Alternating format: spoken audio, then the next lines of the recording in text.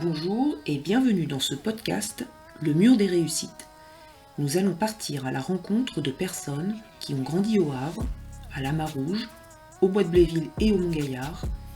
Ils vont partager avec nous leur parcours, les bons souvenirs, les doutes, les déclics et ce qui les anime aujourd'hui.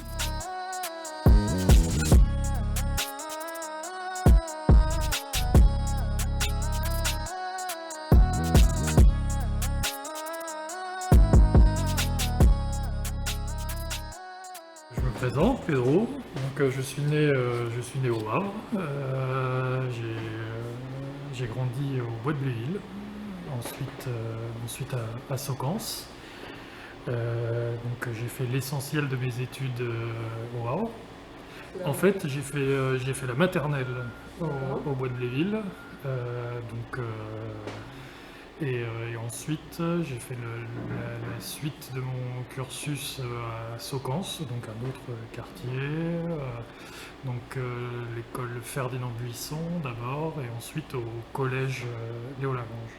Et finalement, le vrai changement, ça a été le passage au lycée. Et là, cette fois, je suis allé au lycée François 1er. Et là, c'est un nouveau monde. On était l'année où je suis parti, donc de la 3e à François 1er, je crois qu'on était 7 ou 8 de mon collège à aller à François 1er. Le changement, c'est effectivement de sortir d'une bulle, parce que clairement le quartier c'est une bulle dans laquelle on vit avec finalement les mêmes personnes tous les jours, et aller vers quelque chose de complètement différent, et notamment de rencontrer dans un collège de quartier, vous rencontrez les mêmes élèves que vous, puisque finalement, voilà, les mêmes enfants avec lesquels vous jouez au foot dehors, bah, vous les retrouvez au collège. Donc là, vous vous retrouvez avec des lycéens qui, pour beaucoup d'entre eux, ne vous ressemblent pas beaucoup. Alors après, une fois qu'on a passé justement le stade de la rencontre, bah, on voit qu'effectivement, ils ne sont pas si différents que ça, on apprend à se connaître, on voit qu'effectivement, on peut avoir des points communs. Est-ce que le fait d'avoir grandi, d'avoir eu cette scolarité sur les quartiers périphériques, ça donne des avantages? Dans mon cas, et je pense que la plupart du temps, ça doit effectivement être une force. Mais il y a ce moment de justement de la rencontre, et comment on le vit. Les situations, on va dire, un petit peu caricaturales de la confrontation entre le petit portugais et le fils de médecin, je l'ai vécu. Je l'ai vécu avec cette incompréhension, cette incapacité au départ à dialoguer, tout en me rendant compte par la suite que, chemin faisant, le fils de médecin finalement pouvait être tout à fait fréquentable quand il faisait un pas vers moi, tout comme moi je suis apparu beaucoup plus fréquentable pour lui quand j'ai fait le pas vers lui. Et c'est ça aussi qui est important, ce dont on doit témoigner aussi, c'est de l'importance justement du rapport social, d'aller au-delà des a priori. Quand on vient d'un quartier, on exige de ne pas souffrir d'a priori. Attention à ne pas oublier que nous en avons nous aussi souvent, et c'est finalement à tout le monde de faire des efforts. Aujourd'hui, pour le coup, en tant que président, et même avant, je vois bien que dans les relations publiques, j'ai cette capacité à discuter avec un ministre tout en discutant avec un jeune de quartier, rencontré à l'occasion de tel ou tel événement. Et ça, je pense que c'est vraiment une force. Et l'autre chose que je pointerais du doigt, c'est qui est dans le même esprit que la démerde, c'est cette idée que faut que tu comptes sur toi pour y arriver. Et ça, je pense que ça donne une vraie force justement dans, euh, dans l'entreprendre, ce qui d'ailleurs est vérifié parfois justement dans les quartiers. Voilà, ça innove, ça entreprend, voilà, ça sait aussi mener des entreprises peut-être un peu risquées, ou en tout cas risquées dans le sens où il est bien plus facile d'ouvrir sa boîte quand on a un petit apport avec des parents derrière qui assurent la chose si ça se passe pas bien. Le jeune de quartier qui a emprunté un peu d'argent à des copains et qui y va, bah, il y va et je pense encore une fois que l'environnement quartier génère ce genre de mentalité en fait.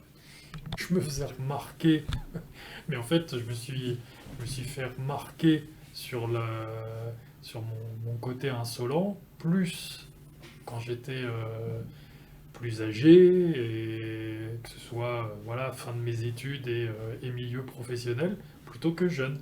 Jeune, de par mon éducation, j'étais insolent dans ma tête, mais je ne l'exprimais pas tant que ça.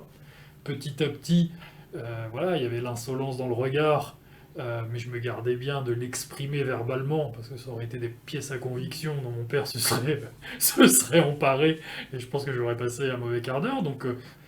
Et en fait, cette insolence, j'en ai fait une force petit à petit, pour juste revendiquer ma différence, en fait. C'est que quand je suis pas d'accord, je le dis et j'en assume les conséquences. Mais ça me permet voilà, d'avancer toujours la tête haute, sans me poser trop de questions sur justement la manière dont on peut interpréter tel ou tel comportement. Alors qu'on s'entende bien, hein, quand je parle d'insolence, voilà, je ne maltraite et je ne méprise personne. C'est la petite remarque un petit peu plus acide, la revendication, la contestation.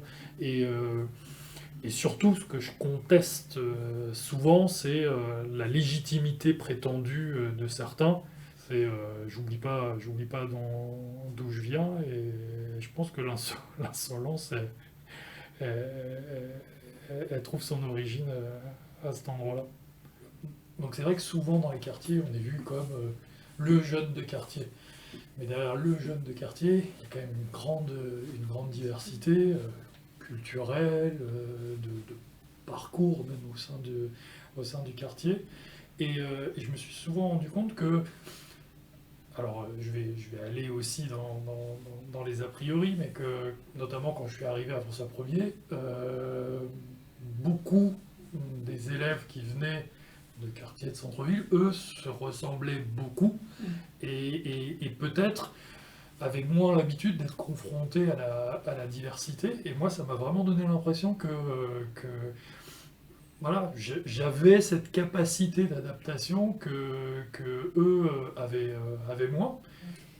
Vous avez eu une famille plutôt accompagnante, ou plutôt qui avait à gérer la vie au quotidien et pas tellement le temps de s'occuper des études? Vos frères et sœurs, si vous en avez, comment ça s'est passé pour l'ensemble de la famille? Donc j'ai 2 frères, j'étais l'aîné.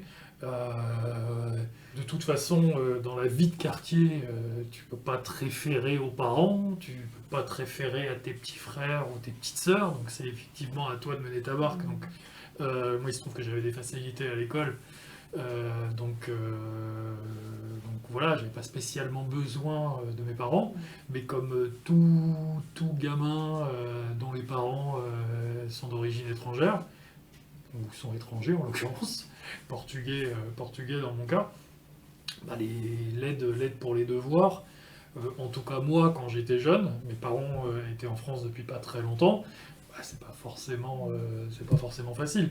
Maintenant, ce que j'ai vite ressenti, très jeune, je m'en suis rendu compte, c'est que bah, t'as de la chance quand t'as des facilités. Et donc je me suis souvent demandé, face à quelques petites difficultés que moi je pouvais avoir dans un parcours scolaire, ce que ça devait être pour ceux qui se retrouvaient seuls le soir devant voilà, un énième exercice qu'ils n'arrivaient pas à faire, et sans personne à qui demander. Et donc se retrouver avec une difficulté liée à l'école, qui parfois peut être un peu humiliante, eh bien, le meilleur moyen de se débarrasser de ce poids supplémentaire dans la vie au quotidien dans le quartier, bah, c'est effectivement d'y renoncer. Et c'est comme ça que beaucoup de jeunes décrochent. Et alors du coup, face à ça, qu'est-ce que vous auriez envie de dire à des jeunes, voilà, un peu entre deux eaux? J'ai envie de leur dire à ces jeunes-là que personne ne peut savoir mieux qu'eux ce que c'est que d'être dans cette situation, ça c'est une réalité. Personne ne peut mesurer la difficulté qui est la leur, mais ce qu'ils doivent toujours garder en tête, c'est que l'effort qu'ils peuvent faire à l'école à un moment donné, ça peut être un investissement, ça peut être finalement l'investissement le plus rentable de leur vie. S'ils investissent dans cet effort pour rester accrochés à l'école, c'est quelque chose dont ils pourront ensuite récolter les fruits quelques années après. Et donc, ce qu'il faut, c'est vraiment ne pas avoir de complexe à se signaler comme étant en difficulté. Le rapport à l'enseignant, au professeur, n'est pas toujours facile, mais j'ose croire quand même que la très très très grande majorité d'entre eux sont bienveillants envers les élèves. Et donc, si l'élève est en demande, explique ses difficultés, il sera accompagné. Et donc oui, je reviendrai sur mon point initial. Pour moi, ça peut certainement être l'investissement le plus rentable de leur vie que de s'accrocher à l'école. Et pour moi, la primaire, collège, pour moi, entre le CM1 et la 5e, que ce soit l'élève lui-même, ses parents, les grands frères, les grandes sœurs, il faut avoir une attention toute particulière sur cette période-là, parce que c'est là où on prend les bonnes habitudes, qu'on se rassure justement sur le socle de connaissances que l'on a, et qu'on peut effectivement ensuite avoir une scolarité, on va dire sereine. Est-ce que vous avez eu des moments de doute? Oui et non. Ou non et oui. Non parce que il se trouve que les études, ça a été assez facile pour moi. Donc j'ai pas eu de doute sur le fond. Mais oui, le doute, ça a été sur pourquoi faire en fait. Et ça, c'est un vrai sujet pour les jeunes de quartier. C'est on fait des études, pourquoi faire? Et quand votre grand frère est avocat, votre mère est infirmière, votre père est ingénieur, bah, voilà, vous voyez à peu près ce que vous pourriez faire en faisant des études longues ou assez longues. Vous avez autour de vous des gens qui ont fait des études longues ou assez longues et donc qui vous expliquent ce que vous pourriez faire. Et donc les doutes, ils sont là-dessus, et notamment sur la question de l'orientation, et j'aurais beaucoup de choses à dire là-dessus. Comment, quand vous étiez enfant, ado, c'était quoi? Quand je serai grand, je veux faire? En fait, jusqu'à très tard, je me suis pas vraiment posé la question, en fait.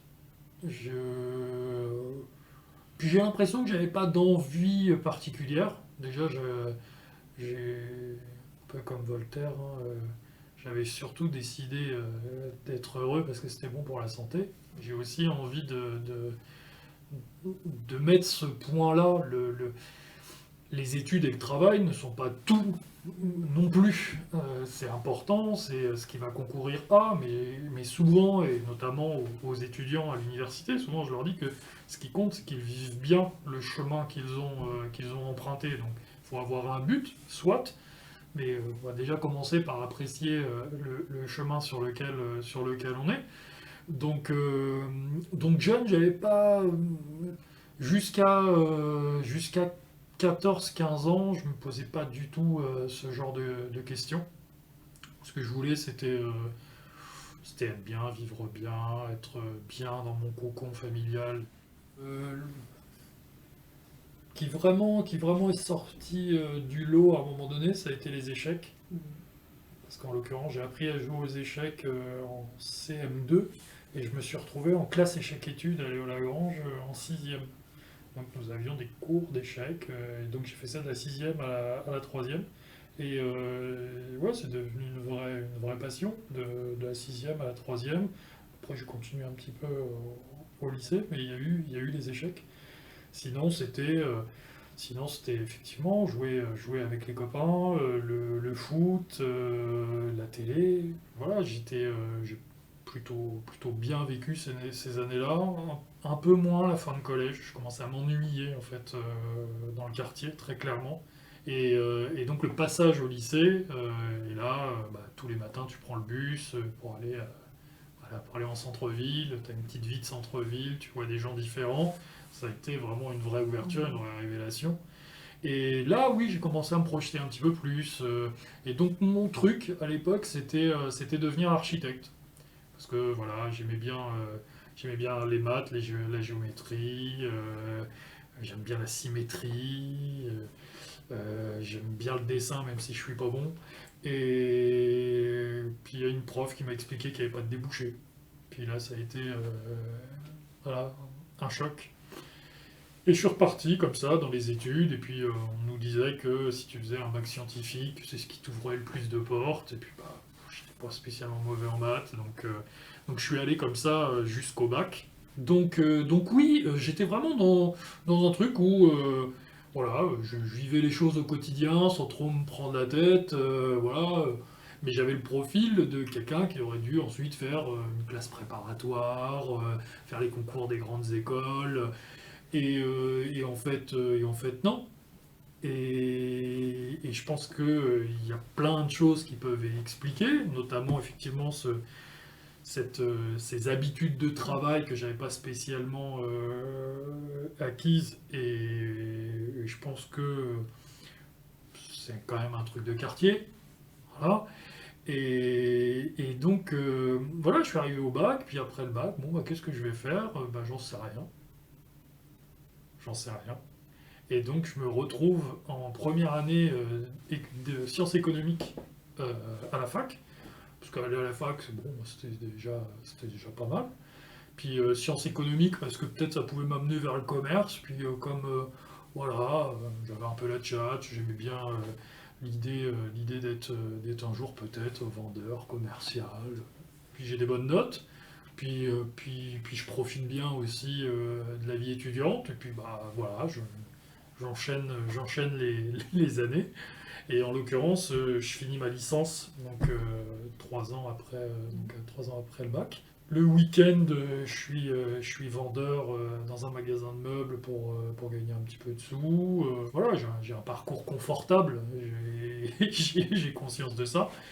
Mais j'arrive à la fin de ma licence, et puis comme je sais pas bien où est-ce que tout ça m'emmène, on discute avec un copain, puis on se dit, tiens, on pourrait peut-être passer le concours pour aller en école de commerce, parce que voilà, le diplôme d'école de commerce, on voit ça comme étant le passeport pour le boulot, quoi. Et donc on passe, on passe le concours de l'école de commerce. Et il se trouve que on a le concours, lui et moi, haut la main. Pour la petite histoire, je suis classé 7e, il est classé 14e. Et en fait, pour attirer les meilleurs étudiants au Havre, l'école de commerce du Havre offrait les frais de scolarité pour ceux qui étaient classés dans les 10 premiers du concours. Alors là, c'était l'aubaine, parce que je n'avais même pas besoin d'aller gratter dans mes économies pour payer les frais de scolarité cette année-là. Donc voilà, mes parents sont contents, je suis content. Et donc on se retrouve tous les deux. On doit être en septembre de 1998. On se retrouve en journée d'intégration à l'école de commerce au Havre. Et 15 jours, 3 semaines après, on est de retour à l'université du Havre. C'est-à-dire, qu'est-ce qui se passe? Il se passe que ça nous plaît pas du tout en fait. Ouais. Et ça nous plaît pas du tout. Et pour, je pense, quelques raisons communes à mon ami et à moi, liées au fait que voilà, on avait derrière nous 3 ans à l'université, avec de l'autonomie, de la liberté, des repères qui ne sont plus du tout les mêmes que dans l'école de commerce. Donc avec un fonctionnement plus de type lycée, où on vous suit, où voilà, vous avez moins d'autonomie. Et après, pour des raisons peut-être plus liées au parcours de chacun, et en l'occurrence, moi je me retrouve avec finalement des personnes qui me rappelaient des caricatures que j'avais vécues en arrivant en seconde au lycée François 1er. Et donc voilà, j'étais pas bien, je m'y sentais pas bien. Et il m'a expliqué que c'était quand même fou, puisque je payais pas des frais de scolarité qui étaient quand même assez élevés. Mais je suis parti. Et donc mes parents se sont inquiétés, n'ont pas compris. Et j'ai jamais regretté cette Je décision. vous demandais, il n'y a pas de regret sur cette Ah, décision. mais absolument aucun. Et donc je suis revenu à l'université pour faire une maîtrise, donc à l'époque, l'équivalent du Master 1 maintenant. Et donc j'ai fait ma maîtrise et j'étais bien. J'étais beaucoup mieux. Si je peux aussi transmettre ce message, il faut aussi essayer de s'appuyer sur son instinct, pas emprunter des chemins contre nature, parce que je pense qu'à un moment ou à un autre, on le vit pas bien. Et donc voilà, je suis revenu à l'université, et là, à l'université, il y a une prof qui m'a dit toi, tu devrais faire ce qu'on appelait un DEA à l'époque, donc le Master 2, donc diplôme d'études approfondies, pour ensuite faire une thèse. Et je me souviens que j'ai éclaté de rire. Parce que quelques mois avant, j'en avais marre des études, je me demandais ce que j'allais faire professionnellement et comment j'allais m'insérer dans le marché du travail. Et là, j'avais une prof qui me disait, en fait, tu vas pas te contenter d'un bac plus 3 ou d'un bac plus 4, tu vas faire un bac plus 8. Je savais même pas vraiment ce que c'était. Et puis peut-être qu'un jour, tu seras prof à ma place à l'université. Et donc j'ai rigolé. Mais après quelques jours de réflexion, en même temps, de toute façon, j'avais pas de plan en tête. Puis je me suis dit, comme j'ai toujours fait, en même temps, bon, je vais déjà commencer par finir ma maîtrise. Puis après, on verra, éventuellement, je m'inscrirai en DEA. Et là, ma prof m'avait dit, il me dit, tu peux avoir déjà une petite bourse sur mérite pour le DEA. Donc le DEA, c'était à Caen, à l'université de Caen. Et puis comme tu finiras dans les premiers, si ce n'est le premier du DEA, ensuite tu auras une allocation de recherche pour faire ta thèse. Donc tu seras payé tous les mois pendant 3 ans pour faire une thèse de doctorat. Donc là à nouveau je rigole. Puis j'ai dit chiche. Puis en fait ça s'est passé exactement comme elle me l'avait dit. Mais on est à des années-lumière de mon point de départ à Ferdinand Buisson ou à Léo Lagrange, ça c'est clair. Je rencontre à Caen un prix Nobel d'économie. Enfin, bon, après, c'est aussi il y a aussi cet aspect-là qui contraste, qui vous ouvre les yeux, qui vous fait comprendre, qui vous fait réaliser effectivement le parcours et d'où vous venez. Mais c'est aussi une rencontre, parce que si cette prof ne me pousse pas, j'y vais pas de moi-même, j'en suis absolument certain. Et donc voilà, je fais ma thèse de doctorat en 3 ans, et un an après ma soutenance de thèse, il y a un poste de maître de conférence qui s'ouvre à l'université du Havre, et voilà, je suis recruté à l'université du Havre en tant qu'enseignant-chercheur. Et donc ça, c'était en 2005.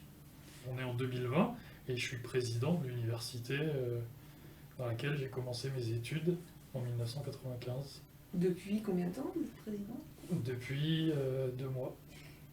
C'était une ambition pour le coup, ce poste de président? Vous en aviez envie? Absolument pas. J'ai jamais fonctionné en termes d'ambition. C'est vraiment, c'est pour ça que j'ai un rapport particulier justement avec ce terme-là. Mais moi, ce qui m'a toujours intéressé, c'est ce que j'allais faire demain en fait. Après-demain, c'est trop loin. Donc, un peu comme tout le reste. Alors certains diront, bah, il a quand même beaucoup de chance parce que le demain et le après-demain s'enchaînent assez bien.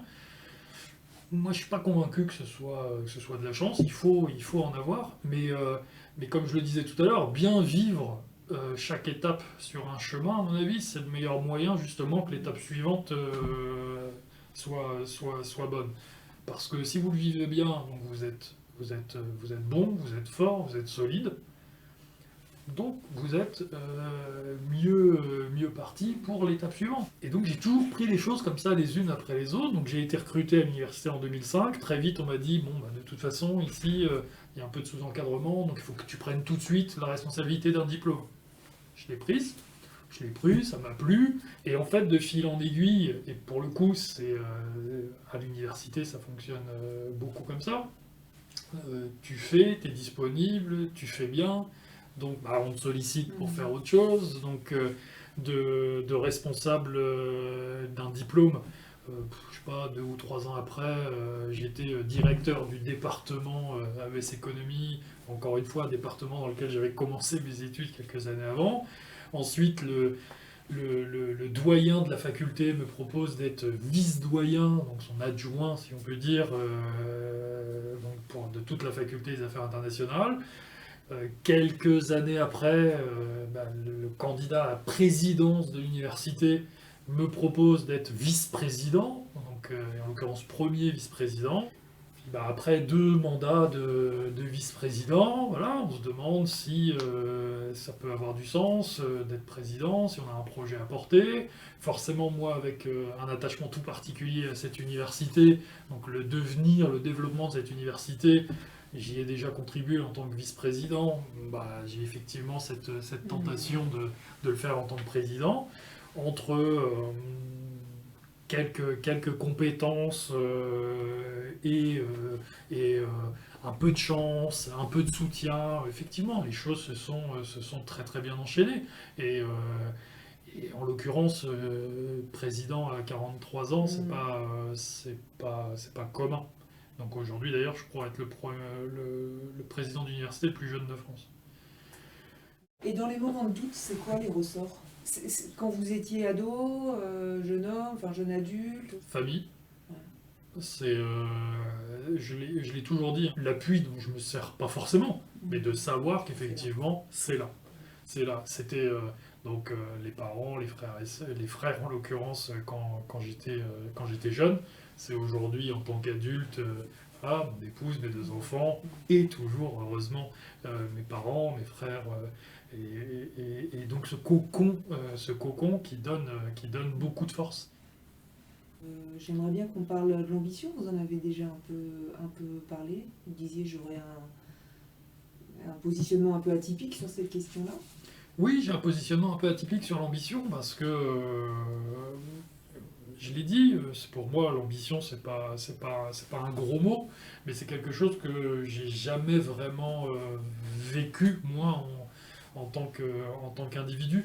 Mon ambition, ça a toujours été d'être heureux. Et c'est ce que j'essaye d'ailleurs de transmettre à mes enfants. Donc il ne faut pas faire de l'ambition l'alpha et l'oméga de notre vie au quotidien. Donc c'est en ça où je peux essayer de m'écarter un petit peu justement d'un discours qui fasse un peu trop la promotion de l'ambition. Mais si on le dit autrement, je pense que pour autant, il faut tout s'autoriser. Il faut pas se dire je ne pourrais pas faire ça parce que je suis qui je suis ou parce que je viens d'où je viens. Ça, c'est des foutaises. Ça, c'est des foutaises. Donc, moi, le message que je voudrais passer effectivement aux plus jeunes, c'est d'une part que on n'est pas forcément seul face à la difficulté, même quand on a l'impression de l'être, que il faut absolument rien s'interdire, parce que oui, on vit peut-être dans un pays où euh, on, voilà, on a un vrai problème avec l'échec, le traitement de l'échec. Voilà, on parle de réussite, l'échec est tabou. Moi, j'ai pas peur de l'échec. Alors on pourra dire, non, mais c'est facile de dire que t'as pas peur de l'échec quand, en l'occurrence, t'en subis rarement. Bah, peut-être, mais j'en subis comme d'autres. Et peut-être que justement j'en subis moins parce que j'ai pas peur de l'échec. Et j'ai pas honte de dire je sais pas. Et je pense que ça, pour le coup, c'est quelque chose qui me renvoie à quand j'étais plus jeune, où tu peux avoir honte de pas savoir. Tu peux avoir honte de pas savoir faire l'exercice. Et d'ailleurs, je rappellerai que les plus grandes découvertes scientifiques se sont faites sur la base d'échecs, d'expérimentation. Le gars s'est planté, il a foiré son expérimentation, et il a trouvé quelque chose de fantastique. Vous seriez collégien aujourd'hui, vous feriez différemment? Déjà, je suis pas trop du genre à regarder dans le rétroviseur. Mais quand je regarde, je me dis que j'ai eu beaucoup de chance, j'ai pas à rougir de ce que j'ai fait. Donc non, moi, il y aurait une petite machine pour remonter dans le temps, je remonterais dans le temps et je ferais tout pareil.